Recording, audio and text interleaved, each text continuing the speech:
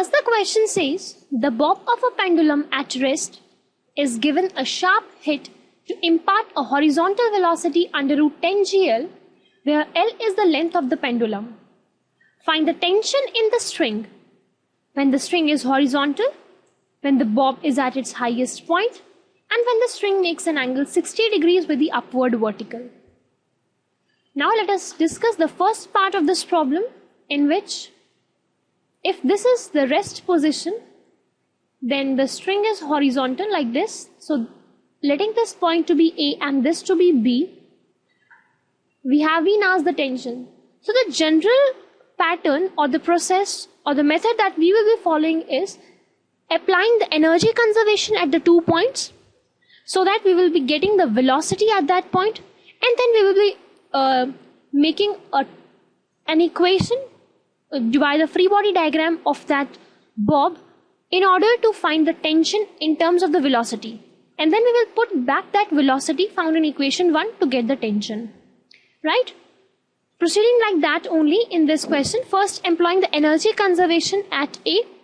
So energy at A will be equal to energy at B. So half mv1 square, that is the kinetic energy at A, will be equal to kinetic energy of the bob at B plus potential energy, which will be mgh, and h is here L. Putting the value of V1 to be under root 10 GL that has been given in the question itself, we get V2 square equal to 8 GL. Now here the mg is perpendicular to the radius, so only tension will be responsible for the centripetal force. Putting the value of V2 square over here, we get it as 8 mg.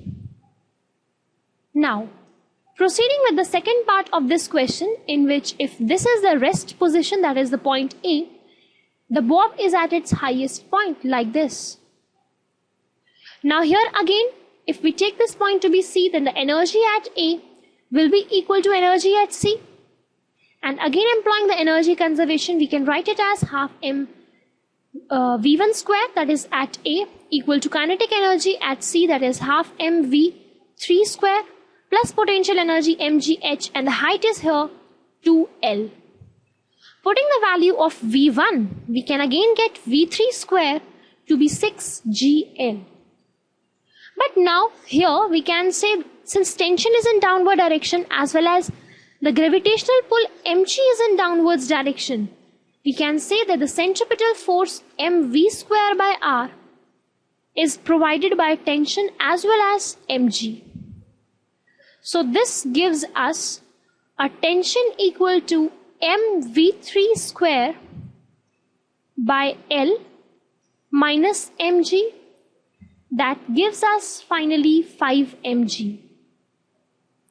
Now you can easily look that in both of these parts we followed the same procedure. So similarly we will be proceeding for the third part, in which if this is the rest position, then the bob is at 60 degrees with the upwards vertical, right? We will be having mg in the downward, whose cos theta component will be along the radius.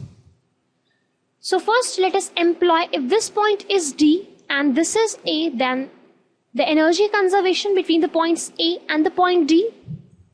So we can write it as half m V1 square equal to half m V4 square plus mgh, where h is L plus L cos 60 degrees.